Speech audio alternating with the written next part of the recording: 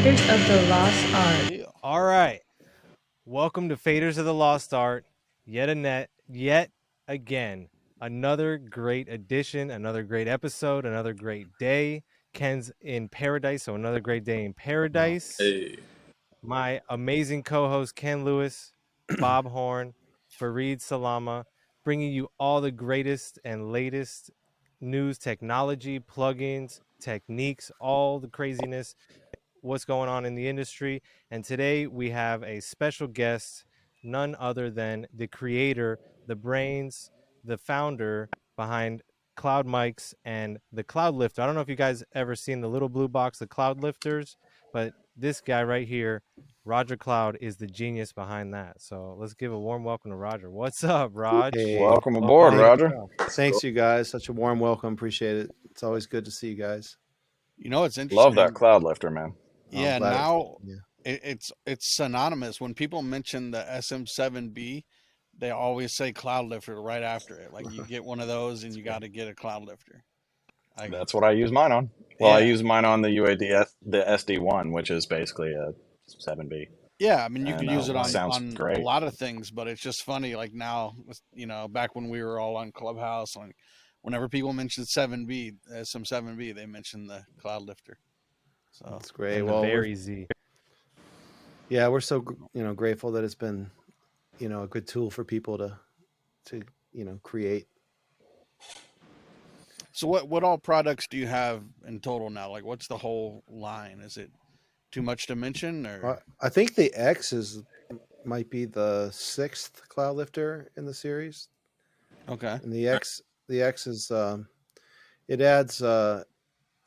adds a really nice custom Cinemag transformer that we developed with David Guerin over there at Cinemag, and so it gives you a little bit of that large format console style gain along with the cloud lifter core, so you get like the true representation of what your mic sounds like with that transformer, and it gives you about 36 dB of gain in the full mode, which is quite a lot and great for like really quiet stuff when you're having a hard time. Even with even with a cloud lifter, sometimes you still have to crank it because the source is very quiet. But the other feature that I really like about the X is this little button here is like an attenuator for the output, and that brings it down to about 12 dB. So it's a little less than a CL1, but then you're not padding the input. You're just attenuating the output, so you're able to like hammer the input a little harder and get a little more vibe through that transformer. I like putting it on a snare drum, toms, overheads, and then just using the attenuator to bring the output to where I need it. And then I can get some of that transformer saturation, a little bit of that harmonic content, a little more vibe. Basically, it's a cloud lifter with vibe, essentially. Have you thought about making like an 8-channel version of that for a whole drum kit? Oh, that'd be sick. Yeah, I love that. Yeah, in my mind, I've created a lot of stuff, but in reality, it takes a little bit of human effort to get it all to the finish line. Sure. The Cloud Lifter X came out. We announced it before NAMM, and so it's just been out a little while, and hopefully it proves to be another tool that people can use to help them with their tracks and whatnot. So perhaps if it takes off and people like it, sure, I'd love to rack them up. I mean, it definitely sounds good. Like I had mine since NAMM, and it even at the show when you guys had the booth with the switch between regular and then with the X, and you could hear the difference in the headphones, even with the sound of NAMM happening around you. Oh, right. It was cool. Pretty amazing. Yeah, well, thank you. I appreciate it. I'm glad that. No, I love it too. I think it's the truth. We use one at Skip's studio, Skip Marley. We definitely use one on his SM7 whenever we're doing like a scratch recording, and sometimes it goes in the actual final recording. Because nice. It just sounds that good. I know a few artists use that combo as their vocal chain. Put it out. That's great. That's my mixing night broadcast mic, the UAD SD1 with the cloud lifter. That's what we broadcast. Very cool. Very cool. How are you liking that Great piece. that UASD1? I like it. I thought I was using a ribbon before that, and I really liked my voice on the ribbon, but I put the SD1 in front of me, and I was like, even better. So the SD1, Just is it a remake of a 7B or it's its own thing? I mean, it looks and sounds just like a 7B to me, but I haven't used a ton of 7Bs, so I Those don't are the know the white exact ones, right? characteristic, but It's like yeah, a white, yeah. yeah. Yeah, it looks just like a 7B, so Right. I assume that's what they're going for. Yeah. But yeah, it sounds great for broadcast. It's really good. So with the new Cloud Lifter, if you like crank the guitar amp super loud and just pushed into the Cloud Lifter, but then hit that attenuate, you could drive the transformer harder. Absolutely, yeah. And then get that sound. That's awesome. I like doing that. I've been using it with the 421s on the guitar amps. Sometimes a 57. I think there might even be like a little AKG on the amp right now in the studio. But yeah, I like doing that. It just brings out more of that vibe. You know what we should mention also though is your Z box. What's it called? A Z1 or a Z? Yeah, Cloud the very CLZ. Z. Yeah, Cloud Lifter Z. That's the one. Because that thing's a whole different animal and right. Very useful. I think a lot of people should look into that because it has a variable impedance on the top. So when you're like plugging a bass, you're getting a bass tone. You can just crank that knob and change the impedance while you're playing and hear the sound difference, and then settle on like the sweet spot. Crazy. Right. So, yeah. I like doing that. I like to really get to a pretty low impedance with like mics like the 57 if I'm doing guitar, because it just kind of tightens the bass and brings the mid-range forward a little bit to me. It sounds a little more the high end, the ultra high end kind of seems a little more tamed when you go to a super low impedance like 150, 200 ohms, 300 ohms, something like that. But then it's when you crank it to the higher impedance, it kind of does the opposite with the dynamic mics and the ribbons too. It brings out a little bit more of that upper band presence and a little fatter bass. So it kind of is cool about it. It makes like turns a few mics into mini mics in a way, because you can totally get different characters depending on how you load it. So right. I feel like impedance is lost on the new generation. Like they're not learning about microphone impedance and what the difference is. And you see, like I have a locomotive audio preamp which has a switch. I think it goes between 600 and like 1200 or something impedance, and I think a lot the of Viper does that. Younger people don't know what that is all about and haven't learned that. Not for sure. Right. Yeah, I guess the Viper goes 300 to 12, and I use that thing all the time. Really? Right. Yeah, we have like a switch. Makes or a big difference. Knob? It's a knob. It's like 5 different places from 300 to 1200. So you just turn it until it sounds the best. Yeah, I find the C800 sounds best on 300 to my ears. Oh wow. So. Yeah. So dope. I'm gonna ask. So your boxes, they need Phantom to operate, but that doesn't pass Phantom through. Is that correct? So that's you right. Can use ribbons with them. Right. I mean, that's originally what it was designed for, was to be the actual internal component to our microphones, our ribbon mics. Okay. So I'm just setting the camera back up. I just texted Kevin to bring a Z over so I can show that, but get this camera going. So have you had the ribbon mics like since early on? Yeah, well, we actually started with the ribbon mics. Like, here's one of our the 44A. This wasn't our first mic. We have another model that was active, but the Cloud Lifter, when we were prototyping the mics, we designed it to be the internal component for the mic. And when we did, we just put it in a box to try it because we had all these prototypes. This was before the company was announced. Oh, thanks, Kevin. Kevin just brought me a Z. So this is the Z you guys are talking about. Yeah, the big old variable impedance knob on the top. Yeah, it's crazy. So yeah, like this goes down to 150 ohms, and then you can crank it all the way up to like 15,000. So that's a pretty wide range. Oh wow! You can cover a whole lot of mics with that, and a whole lot of sources too. What's interesting to me about the Z, in particular, and impedance in particular, is I might drastically use a different impedance depending on what I'm actually recording, because of the way it affects the sound of the mic and brings out different characters in the mic. But as I was saying, we when we were designing the ribbon mics, we wanted to get a circuit that was like clean enough, because the ribbons are, of course, tortuously low output, even weaker than like an SM7B. Right. So the circuit had to be like fabulous. It had to be super clean, like, or else we weren't even going to do it, because we didn't want to have a noisy active mic, right? Sure. So so we designed it, we put it in a box, and we tried it, and then I was like, oh my goodness, this box is a thing, and so we literally like put the first cloud lifter together within just a couple of months of our launch at the AES 2009 show. It's when Cloud announced and launched, and it was the 2-channel first. Actually, it was the CL2, but it was actually first, and back then it was just called Cloud Lifter. And then we realized that we needed a single channel and other things, so we sort of rebranded it when we came out with the CL1 and designated it as the CL2.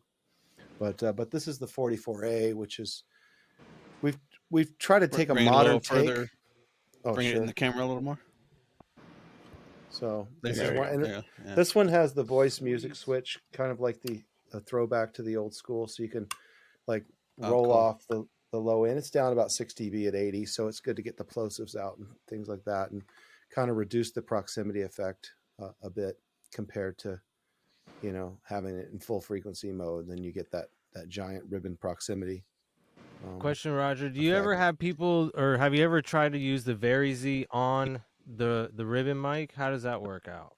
Oh yeah, I've never tried well I feel like the load affects the mic a lot. It gets at the very high impedances, you get a little bit more fatness and a little more sort of aggression on the top, a little more cut.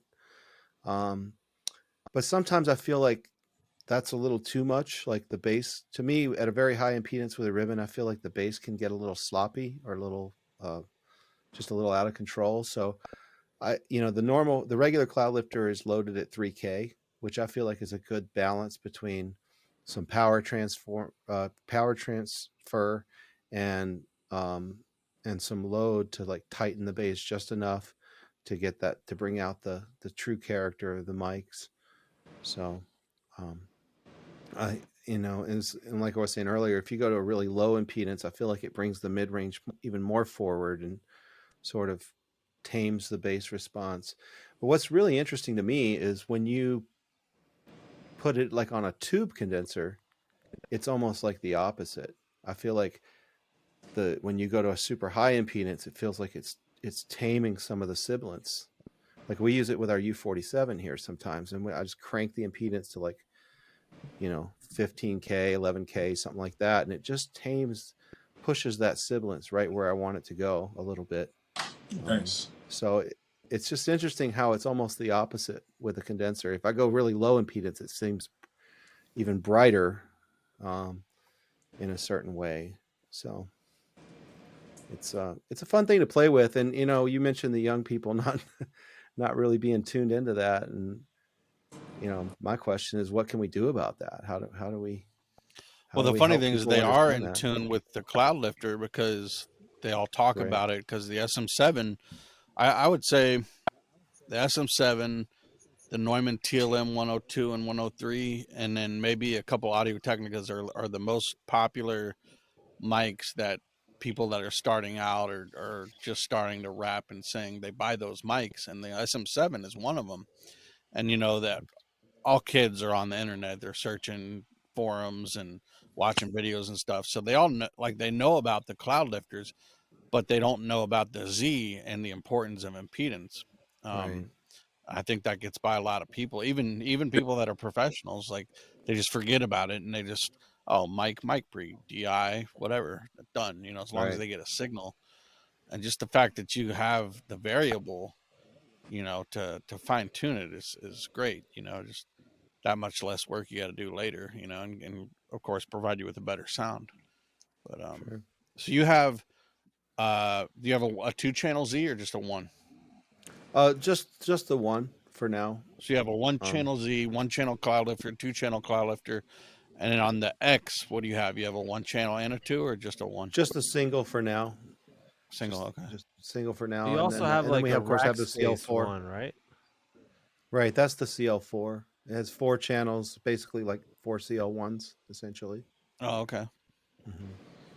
Yeah. And A then CL8X would be awesome for drums.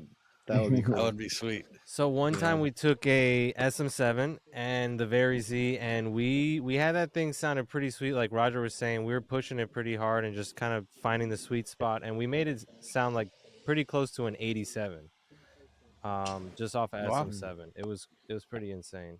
So that Very Z, I Wow. can definitely attest to how crazy, different, cool it can sound on any different mic and different sound sources. So it's really fun toy to play with. It's probably one of the best, probably hands down one of the best investments if you're a recording engineer, because that literally changes any one microphone to literally an array of different flavors on every your mic just got a whole different bag of flavors on every mic. So For sure. that's my take on it. Yeah, that's cool. That was that's what we were shooting for. So I'm glad that I remember there was a across the company board. where you could buy a 57 like this, but with a transformer in it, years back. So now that you guys have the X, and it's a great Cinemag transformer, like that thing just sounds cherry. Oh yeah. Just to be able to put that with the SM57, for your guitars or snare drums, just makes it that much Anybody better. see the You know. video going around on Instagram about it was one of the Beatles old engineers. He's going through the mics that they use on the kick drums. Did you guys see going around? And he's talking about Oh, how really? heavy it is. I didn't see it. He's like, man, Mm-mm. feel this, like heavy. Yeah, I gotta send it to you. Oh, I'd love to see What that. mics Man, were you using I on don't kick drum? grab the name of it, but it was this huge. I think it stood up. You just By the way, young engineers at home, don't put a ribbon mic in front of a do that. snare or a kick, Especially Yeah. especially not a kick drum, unless you don't want a ribbon mic anymore. Yeah. right. Yeah. Very You sensitive. want to get rid of your ribbon mic. If anything on a drum kit, you put it pretty far away. It's a room mic. Yeah. I got the new Cloud 44. Boom, boom, boom. Done. Yep. Yeah. That would be it. So, young engineers, be aware. Ribbons are sensitive. But it's amazing If how you much. do, you can. If Uh-huh. you do want that, you have to bring it a couple of feet back, and I usually put it off axis. I literally was Really? just. I'm embarrassed. I literally was just using the cloud ribbon on a kick drum Nice. last week. But Brave. it's about. Well, maybe you cracked the code. But it's all about placement, and if you don't know what you're doing, don't even try. Right. Well, You you know, also build that model of ribbon mic, Right, so you and I can know go it. fix You it. know its durability. Bless You know, It is take pretty an old- durable. The long ribbon is pretty durable. I would not put it, anywhere you can feel the pressure for Right. sure. right. Like That's the key. if there's a port on the kick, you don't want it anywhere near that. And I usually just kind of put it off axis, like if you have the mic and then if the kick drum's here sort of and the mic is a couple feet back at an angle, so that the pressure of the sound waves not just going through the ribbon but just kind of going by it. And that's how I Yeah. do it.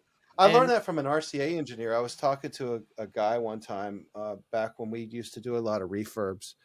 He was an old RCA engineer, and I think he worked at one of the RCA Nashville studio or something. And he was telling me that they used to take the big 44s and put them inside the kick, laying down Wow. on a pillow, and the sound wave would kind of go over the ribbon instead of through it. And that was how they used to get kick drum sounds. How about they're I nervous definitely that don't want to first time? encourage everybody to try that, but Yeah.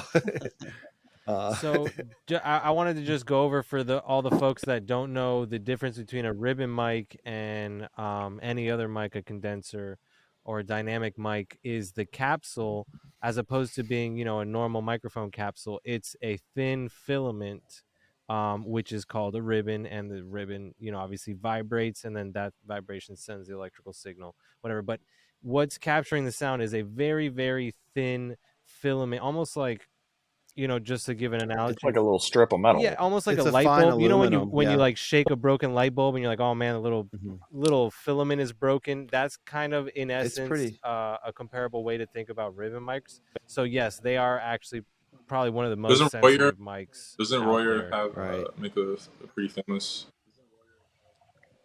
Yeah, I got a pair of Those to me, 122s. They're I've pretty seen good. those a lot. Mm-hmm.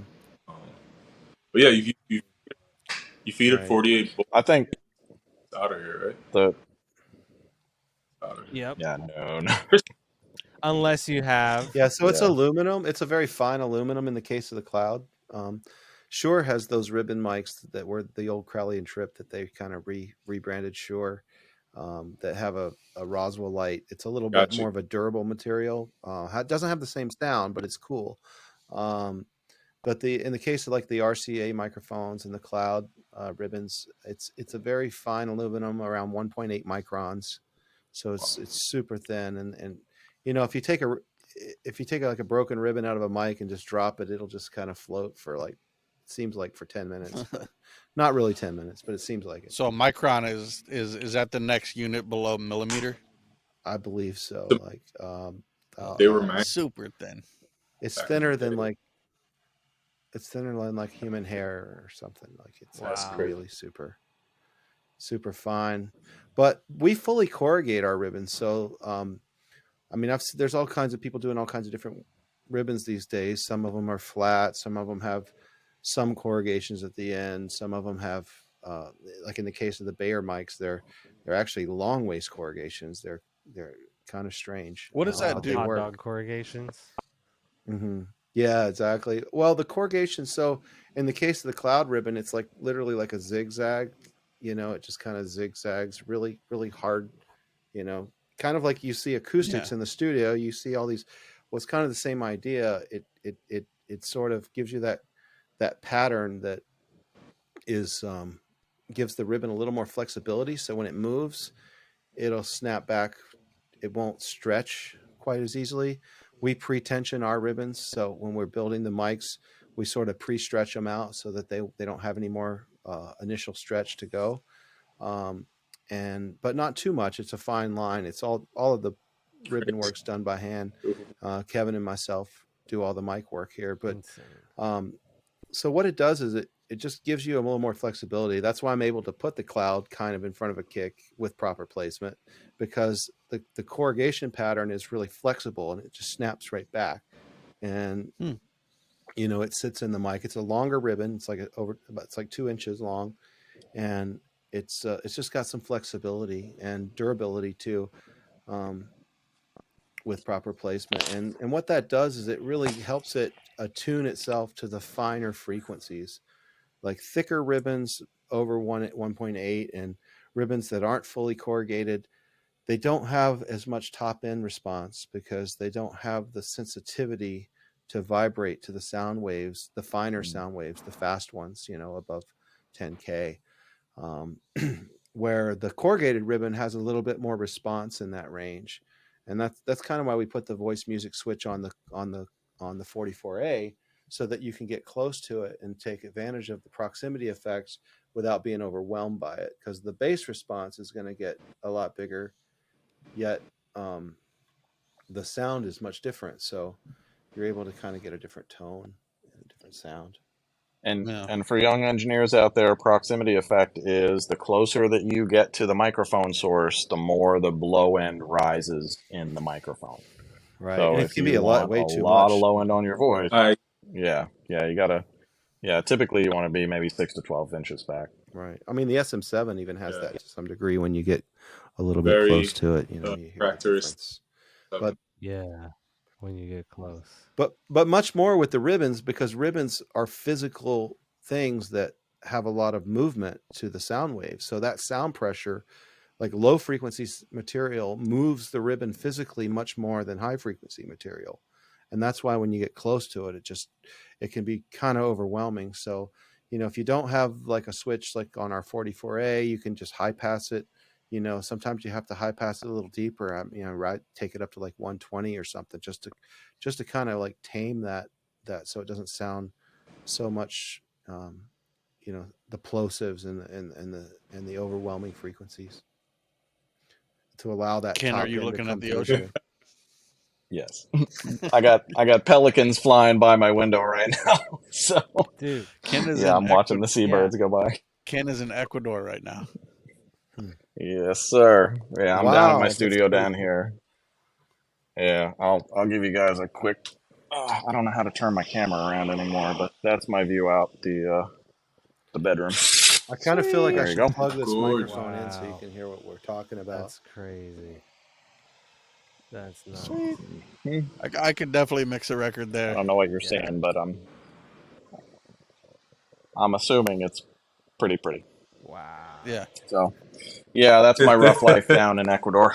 I get to come down On a here and make scale of 1 to records and 10, how go to the beach and relax. how much on a scale of 1 to 10, how much do you recommend everybody get a second studio in a destination area? Dude, well, you know, I got married in 1994 and we honeymooned in the Caribbean, and that was my first time ever in the Caribbean. And I just walked those beaches along the ocean. I was just like, if I could just find a way to subsistence live, just get by, live near a beach and make records, I would For be a very sure. happy person. And man, as my career went up and up and up, I started angling towards that, and we paid off the house, and then we bought this. And one of the best decisions Oh, ever. I can come down here congratulations. anytime I want and escape. Yeah, it's really fantastic. And Sounds I can make amazing. music down here. I've mixed hit records down here. I've made, Amazing. stuff you guys have heard. So it's pretty wild. So Living the See how those dream. long I can keep it running. Destination. Trying to. Beautiful. You ever have a client want to go do mixed tweaks over there, or no.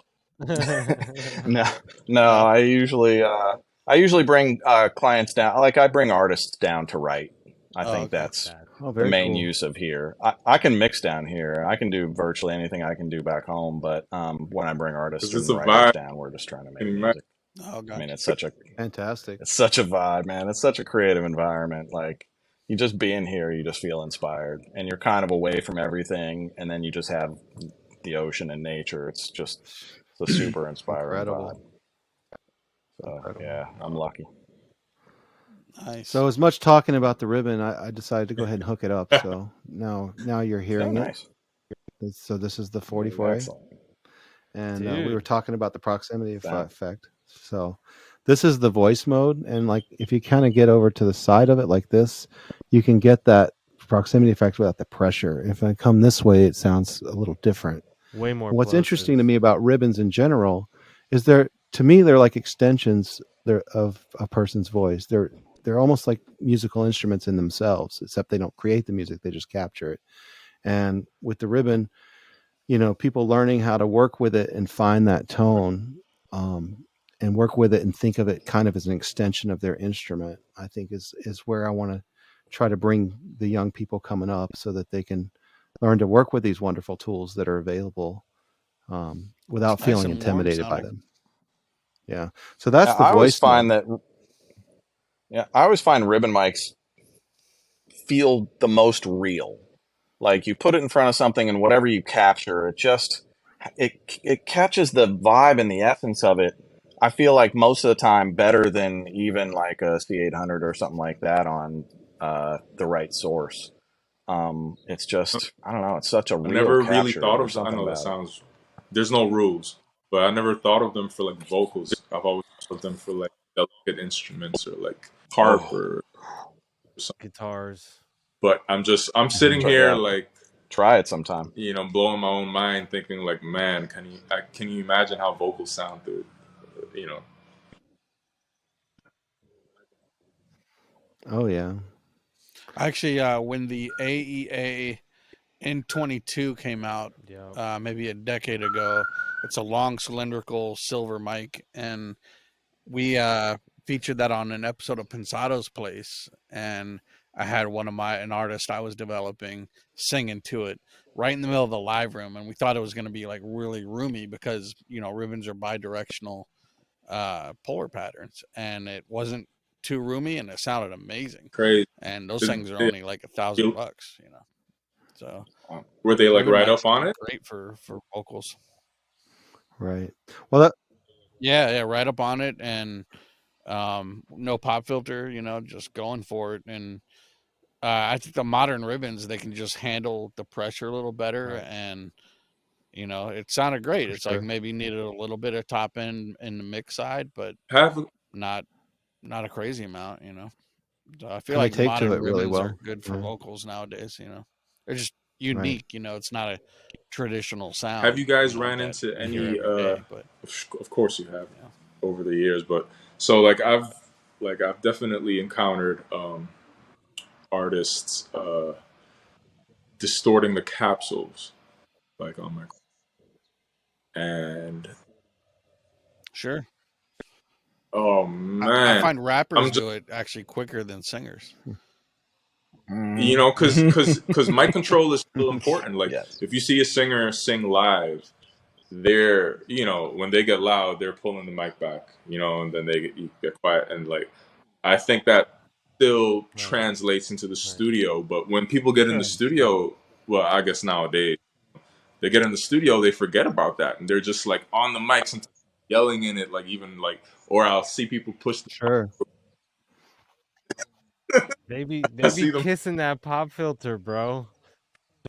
Right. Well, Gotta I Sometimes stop think you have to that. put a Stop kissing the pop filters. if you're singing and you're going for this big belting note on the bridge of your song, it might be like a more natural motion to like lean back and that kind of thing. I think if you're rapping and you're just getting more animated and louder, you it, might come it may in. not occur to you to like lean back. Like True. Right. Right. that's Because you're probably a probably little more leaning in at unnatural. that point. Right? Well, Right. and Mm. the For sure. engineer's got to keep the pop filter a little bit back at that point. For True. sure. That's Mhm. That's about on. your That's only on you. safety net. But Right. if you know they're getting hot, don't do 4 fingers. Do 8 fingers. Yeah, That's That's cool. Yeah, I feel like sometimes I have to put the pop filter on just to keep people back hey man, I said Right. because artists their tendency is to they'll get too move the mic, close. they'll adjust What's the whole interesting, stand and everything, like so it's just, right? Right. What's interesting about the old RCA microphones, and we incorporated it into the cloud as well, is you see the shape of the grill here, where it has that angle. It's kind of like studio diffusion, kind of like the ribbon is yeah. corrugated, kind of like the shape of this grill, and Because you can use the mic without a pop amazing. filter because this acts as a natural pop filter, and it has a tendency to sort of diffuse some of that low frequency pressure material Is that what that the can grill kind of was get in the for on way, all and the that's why older we put mics, the all the shape older in. RCA? Gotcha. That's right. That's why they had that shape. It was, we had the good fortune of having a bunch of the RCA engineering notes because the person that designed the mic with us, Stephen Sank, his father was the head of acoustical engineering at RCA when they closed their microphone division. So they were literally throwing their tooling in the trash, and he basically rescued it from the dumpster, and we replicated it for our modern, manufacturing. But we have Harry Elson's original tool that created the first ribbon mic in the 1930s.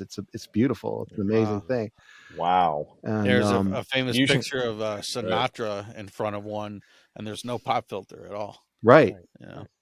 Because and people are like, "Why are you doing that without a pop filter?" And it's like, well, we made these Probably. screens like this so that it can kind of diffuse that. I mean, sometimes it's beneficial, but it's a combination between that and actual technique and teaching the singers how to get close in from the Here. side, so they can get that proximity effect without the pressure overwhelming it like that, right? And we're in voice mode right now.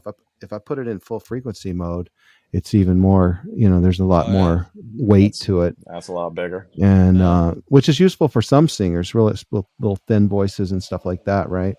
But most of the time you can hear, like, I'm tapping the stand, you hear a little bit of that, but this gets rid of it most of it. So I'm just by listening hitting to this your thing. voice on Osberger's right now with 18-inch subs, so I'm hearing all You're hearing those. it. Right. So yeah, I usually use voice mode just to get rid of that rubbish. But I love doing vocals with the ribbons for sure. I was gonna That's say, what I think I inspired me to know, but start.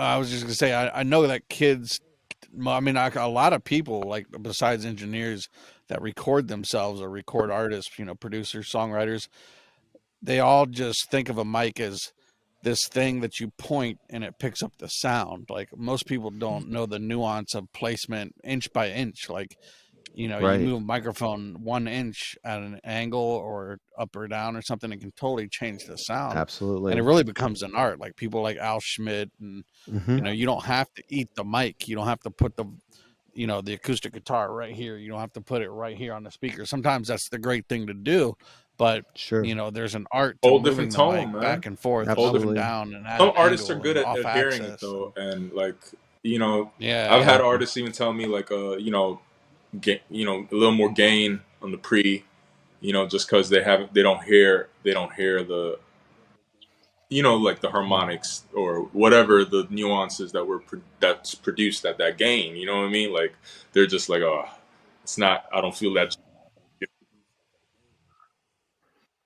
Also, we need to find like the world's greatest headphones for recording, because it's like, yes, we know the standard 2 or 3 headphones that we all know, Hmm. but it's like those things that Roger just showed us, like how you get on the side, this, that, the other, all the different nuances. Good headphones. Like that's you've got to have just the right setup all around. It could be it could be the mic, the interface, the pre, and the headphones to kind of really figure all that out. And for Right. me, it's those Slate Yeah. VSXs. They are so light on your Oh, they head, are. and they're super isolated, and the cable's mad thin, and it Yeah. just doesn't even feel like you have headphones on when you're cutting vocals. It's great. That's great. it's funny. Like guitar players obsess over pickups and strings and the guitar itself, and then the fret size and all this stuff, and so do drummers and what sticks. And but then when you get to vocalists, they just stand in front of what they're given, Right. and they have no art about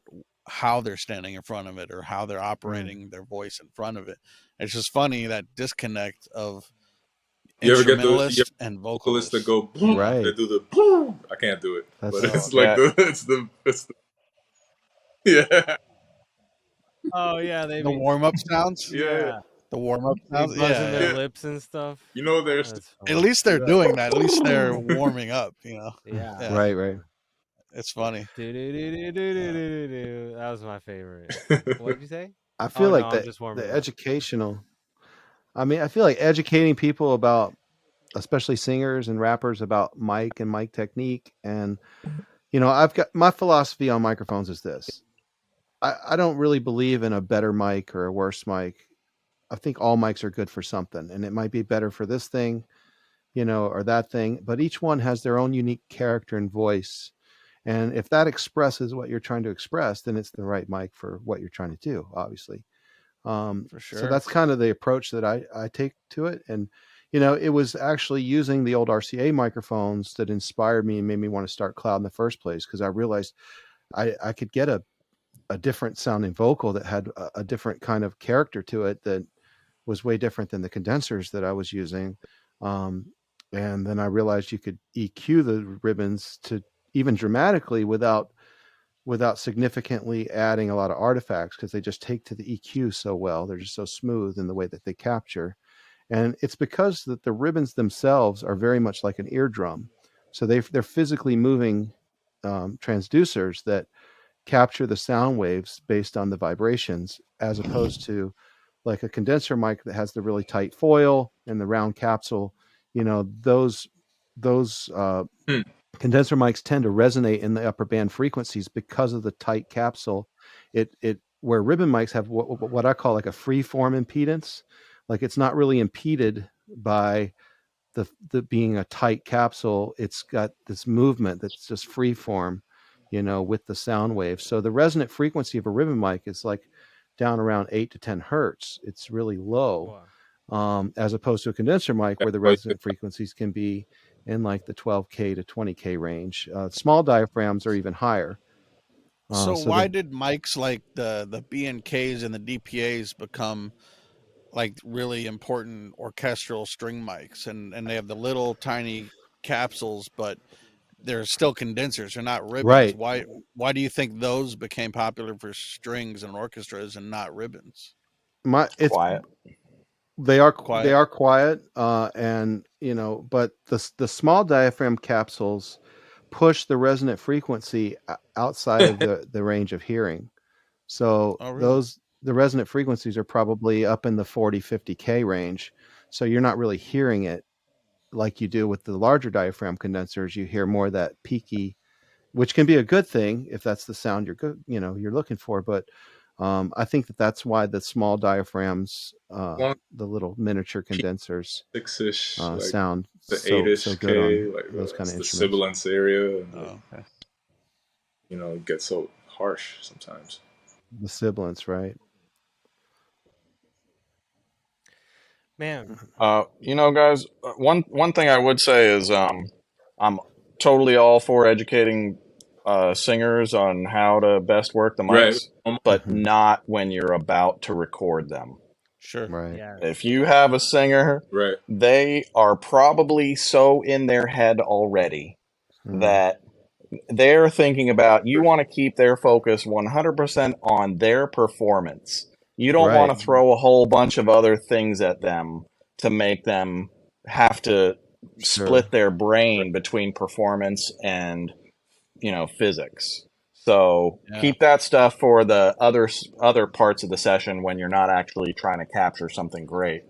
I think And less just less make sure than you have a rather than engineers, you know, trying to educate singers and stuff. I actually wish, I know this is a lot to hope for, but just like a guitar player will seek out the coolest pedal that he hears in his head and what kind of guitar picks he likes and all that. I wish singers would take it upon themselves to do they that don't research, but they Hmm. they don't, and they also don't practice. perpetually shocked. Yeah, guitar Yeah, I'm players will sit in perpetually their shocked they bedroom. don't Unfortunately. like, you have one Yeah, great vocal mic. Almost no singers have one great vocal mic. Like yeah. That's I've, why I was I've so respected Usher so much. They would carry around a Bronner. Is it Brower or Bron? I think it's Bronner. Bronner, Runner, yeah. Bronner mic. Like they would literally, the engineer would travel with it, the whole vocal chain. It's like, wow, like you really care about your vocal being the same every time, and you sought out that mic. It's not a mic that's in every studio. You must have Right. specifically tried to find that, and that now that that works for your voice, and like, so I really respected that. Sure. That's cool. Right. Yeah, I it's a love to great see mic. singers that like are into their craft, not only on the creative side of it, but the technical side, that they just care enough to like, because they know like that's gonna make it better. Because otherwise, as a person, you're just relying on that guy in the other room to make you sound good. But like if you showed up with your own Yeah. mic that you're like, this works on my voice, I love it. You got that pre that works great on me. Don't fuck it up, and you know, I think that's Hmm. awesome. That's great. I Yeah, wish I It's wish such and a more different. singers were like that. for It's such young a different. professionals, for young professionals, I would highly recommend that you acquire a great vocal chain. Yeah. And if you travel to work, you take it with you, just like Bob is talking about. I have a C800. Absolutely. It's been to every one of my sessions forever. I used to travel with it. I don't travel with it anymore, but yeah, Yeah. you got to be able to show up with your tools Absolutely. and know exactly what you can get and not scramble during the session. So That's Yeah, very important. You know. yeah. Stuff. There's been a lot of gems dropped on this show so far. My greatest takeaway is you can't use one mic on every source, right? But every mic has something that it's really good at. That's one thing that Roger kind of showed us, exemplified, and I thought was really cool takeaway. Every mic has its purpose, basically. Every mic has a purpose. So do you. That's right. Yeah, and I just want to really encourage these up and coming vocalists and rappers and stuff to take some time to learn about microphones and techniques in the studio. Like, it's such a different experience to record a singer that has really great studio mic technique versus someone that doesn't know anything and how to stand or how far. And you kind of have to coach them. And it's just like you said, Ken, you don't want to take them out of their headspace and try to bring them into a technical arena. But Yeah, they it's should do it also on their off time when it's not pertinent to exactly. nail a take. But one of the Right. things I do try to encourage the singers to do when they go into the booth, especially with a ribbon, because it's such a different thing to use than they might be used to, is to just take 5 minutes to like listen to the mic, put the headphones on, see how it is when you're close and far, and like how does it respond as part of your vocal, and think of it like part of your instrument. And if people realize start, that if it sounds quiet in your headphones and you're this far away, you don't necessarily have to get closer. You can have them turn it up more. turn it up, and exactly. keep that same distance, you know. It's all about finding that balance. No, for sure. Yeah. All right. We appreciate you guys very much. We appreciate Rodger. Thank you so much for Absolutely. coming on, our wonderful co-host. Yeah, thank Ken you. Lewis, Yeah, man. Bob Yeah, Horn. thanks, Rodger. Fareed Yeah, it's really Salamah. good to meet you, Ken, and Fareed. Likewise. Nico, I know you got to run, so let's wrap things flying up. on And out of here, and we'll know catch you're y'all on the sprinting. next one. Fly Thank on you guys out. so much. Faders. All right. All right. Bob, good to see Faders you the again. Lost Art. Out. Don't forget to share, comment, like, and subscribe. And see you next time on Faders of the Lost Art.